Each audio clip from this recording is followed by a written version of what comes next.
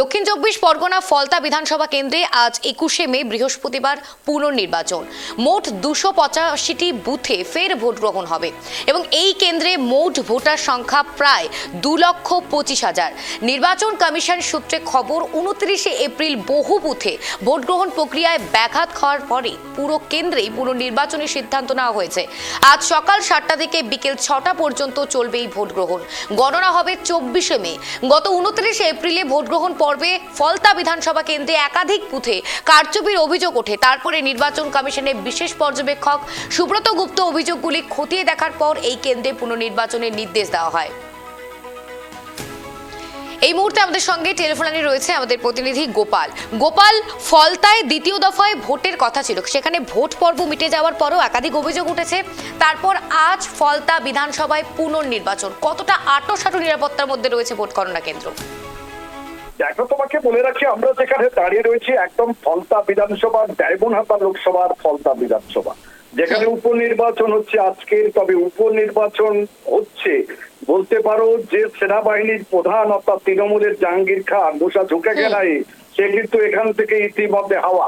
অর্থাৎ আমরা যেসব বুথে রয়েছি, তোমাকে যদি বলি 152 নম্বর বুথ, এখানে খান্ডিয়া উচ্চ বিদ্যালয়, যে বিদ্যালয়ে ভোট হচ্ছে এখানে তৃণমূলের এজেন্ট পর্যন্ত দেখতে পাওয়া যায়নি। তবে সকাল থেকে উৎসবের আবহাওয়া চলছে বলতে পারো। ভয়মুক্ত ভোট হচ্ছে এবং গণতন্ত্রে ভয়মুক্ত ভোট এই সর্বপ্রথম হচ্ছে বলে মানুষ দাবি করেছে। এলাকার মানুষ যারা রয়েছে তাদের দাবি, তারা এই প্রথম ভোটের লাইনে দাঁড়িয়েছে। এর আগে ভোট কে দিয়েছে, কারা দিয়েছে তারা জানতো না, তবে ভোট হয়ে যেত। তবে একটা জিনিস তোমাকে বলতে পারি, কেন্দ্র বাহিনী প্রত্যেকটা বুথ এলাকায় 4 জন, বেশ দূরে বেশ কয়েকজন টহল চলছে। তবে একদম উৎসবের মেজাজ, তুমি বলতে পারো একদম উৎসবের মেজাজে মানুষ লম্বা লাইন দিয়ে ভিত্তি দিচ্ছেন, এখন থেকে ভিত্তি দিচ্ছেন। তারা মনে করছেন এটা উৎসবের জয় হয়েছে, গণতন্ত্রের জয় হয়েছে। সেই জয়ের কারণে ভোট শান্তিপূর্ণ হবে বলে মনে করা হচ্ছে। কারণ তুমি যেটা বলেছো, 29 তারিখ নির্বাচনের কথা থাকলেও দুর্নীতি বলতে পারো বা ভয় দেখাবার ভয়ে জাহাঙ্গীর খানের বিরুদ্ধে নানা অভিযোগ ওঠে, তার জন্য এই উপনির্বাচন। আর এই উপনির্বাচনের জয় গণতন্ত্রের জয় বলে মনে করছে এই এলাকার ভোটাররা। গোপাল, ঠিক যেমনটা তুমি বলছিলে যে খুশির আবহ লক্ষ্য করা যাচ্ছে, অর্থাৎ ফলতাবাসী এত বছর পর হয়তো এভাবে তারা ভোট গণনায় দাঁড়িয়ে রয়েছেন, কতটা তাদের মধ্যে উচ্ছ্বাস? গোপাল, দেখো, তোমাকে বলে রাখি, বছরটা বা সময়টা অনেক দিন। কারণ 34 বছর বামফ্রন্ট রাজত্বের শেষে যখন তৃণমূল প্রতিষ্ঠা হয়েছিল, তারপর থেকে কেউ 15 বছর, কেউ 10 বছর, অর্থাৎ তৃণমূল থাকার পর থেকে ভোট দিতে পারেনি এই এলাকার মানুষ বেশিরভাগ। এবং একতন্ত্রত্ব প্রয়াস করে জাহাঙ্গীর খান অর্থাৎ তৃণমূলের যিনি দায়িত্বে ছিলেন সেই জাহাঙ্গীর খান, সেই জাহাঙ্গীর খান কিন্তু এখানে মানুষকে ভোট দিত না, নিজে থেকেই ভোট করতো। তাদের হাতে কালির চিহ্ন পর্যন্ত পড়েনি। তারা আজকে নিজেরা তাদের ভোট দিচ্ছে, কত বড় ব্যাপার। দেখো, তারা যে এই বাংলার বা এই ভারতবর্ষের যারা নাগরিক, তারা নিজেরা ভোট দিত না, তাদের হতে কেউ না কেউ দিয়ে চলে যেত। সেই ভোট আজকে তারা দিতে পেরে তারা আনন্দে উৎসবে মেজাজে মেতেছে বলতে পারো। গোপাল, আমরা যদি দ্বিতীয় দফার ভোটের দিকে নজর রাখি, সেখানে ভোটে কারচুপি, তারপরে বিরোধী যিনি প্রার্থী ছিলেন তার ওই কালো টেপ লাগানো, এই অভিযোগগুলো উঠেছিল। এক্ষেত্রে দাঁড়িয়ে যখন পুনর্নির্বাচন হচ্ছে, কতটা নিরাপত্তাজনিত ব্যবস্থা আরো আঁটোসাঁটো করা হয়েছে? গোপাল, দেখো, নির্বাচন কমিশনার কোথাও ফাঁক ফকর দিতে চাইছে না। যদিও বা তুমি জানো জাহাঙ্গীর খান যুদ্ধক্ষেত্র থেকে পালিয়ে গেছে বলে সবাই মনে করছে, অর্থাৎ ওয়াকওভার দিয়েছে বিজেপিকে। তবে তার নামটা কিন্তু এখনো পর্যন্ত ইভিএম মেশিনে ঝলঝল করছে, পাশে জোড়া ফুল, জাহাঙ্গীর খান তার ছবি পর্যন্ত। তাই তার কটা ভোট পড়ে সেটাই এখন দেখা। জাহাঙ্গীর খান ভোট থেকে চলে গেলে কি হবে, নিজে স্বীকার করলে কি হবে, গণতন্ত্রের নিয়ম অনুসারে, নির্বাচন কমিশনের নিয়ম অনুসারে সে কিন্তু উইথড্র করতে পারেনি, অর্থাৎ নির্দিষ্ট দিন পেরিয়ে গেছিল। তাই মানুষ এখানে কিন্তু প্রচুর পরিমাণে কেন্দ্রীয় বাহিনী নিয়োগ করা হয়েছে, প্রচুর। রাস্তাঘাটে যেদিকে তাকাবে সাধারণ মানুষের যেমন উৎসব বলতে পারো, তেমনি কেন্দ্র বাহিনীর মুখে হাসি। তারাও কিন্তু বলতে পারো মানুষকে সবসময় সান্ত্বনা দিচ্ছেন, সঠিকভাবে ভোট দেওয়ার কথা বলছেন, ভয় না রেখে ভোট দেওয়ার কথা তারাও বলে যাচ্ছেন।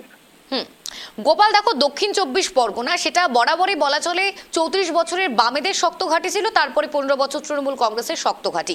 এই মুহূর্তে দাঁড়িয়ে যখন শাসক দল বিজেপি, তাদেরও কি পরবর্তীতে শক্ত ঘাঁটি হয়ে উঠতে পারে দক্ষিণ 24 পরগনা? গোপাল, দেখো, দক্ষিণ চব্বিশ পরগনার উপরে নির্ভর করে গত তৃণমূল যারা ছিল, মমতা বন্দ্যোপাধ্যায়, অভিষেক বন্দ্যোপাধ্যায় চলতো। কারণ 31টা বিধানসভার একটা মাত্র ভাঙর মাত্র বিরোধীদের দখলে ছিল, 30টা জিততো। তবে কিভাবে জিততো তুমি জানো? সব থেকে আশ্চর্যের বিষয় তোমাকে বলে রাখি, কত লোকসভা কেন্দ্রের নির্বাচনে অভিষেক বন্দ্যোপাধ্যায় এই সেই ডায়মন্ড হারবার লোকসভা কেন্দ্র, যে লোকসভা কেন্দ্রে 7 লক্ষের বেশি ভোটে জিতেছিল।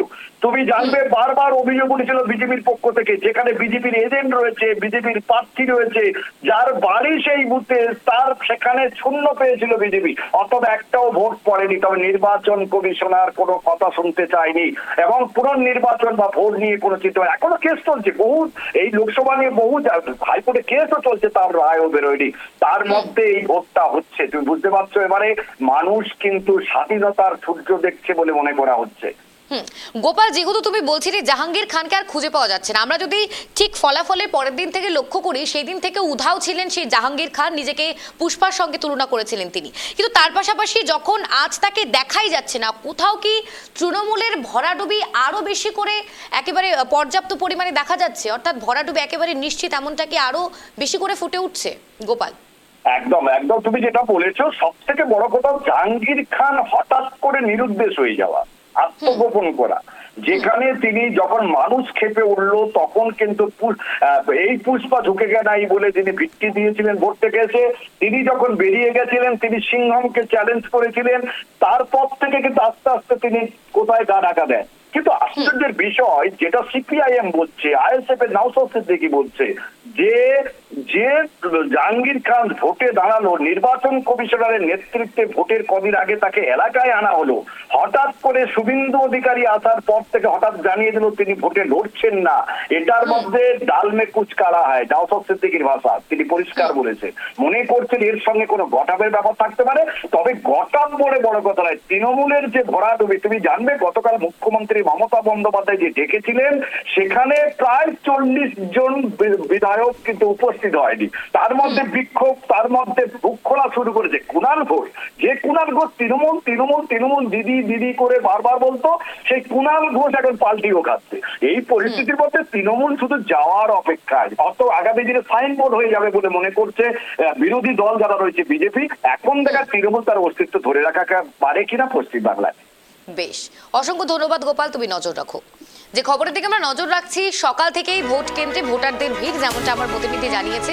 মোট 285টি বুথে হচ্ছে আবারও পুনর্নির্বাচন। অর্থাৎ ফলতায় অভিযোগ উঠেছিল একাধিক, সেখানে কোথাও দেখা গিয়েছিল ভোট চুরির এই অভিযোগ, বা কোথাও ভোট কারচুপির অভিযোগ উঠেছিল, কোথাও বিভিন্ন বিষয় নিয়ে অভিযোগ উঠেছিল। কিন্তু তার পাশাপাশি মোট যে ভোটার সংখ্যা তা 2 লাখের ওপরে।